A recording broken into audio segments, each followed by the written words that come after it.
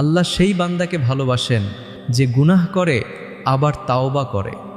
আজ যদি সত্যি চোখের পানি ফেলে বলো, ইয়া আল্লাহ আমাকে মাফ করো, তাহলে আসমানের দরজা খুলে যায়। তাই দেরি করো না, ফিরে আসো, আল্লাহ অপেক্ষা করছেন। অজু থাকুক বা না থাকুক, ঘুম থেকে উঠে সকালে 5 বার এই দোয়াটি পড়ুন। আপনার সকল কাজে বরকত আসবে ইনশাআল্লাহ। চারিদিক থেকে শুধু সম্পদ আসতে থাকবে। দোয়াটি হলো ইন্নাল্লাহ গফুরুর রহিম। এই দোয়াটি অনেকেই জানে না।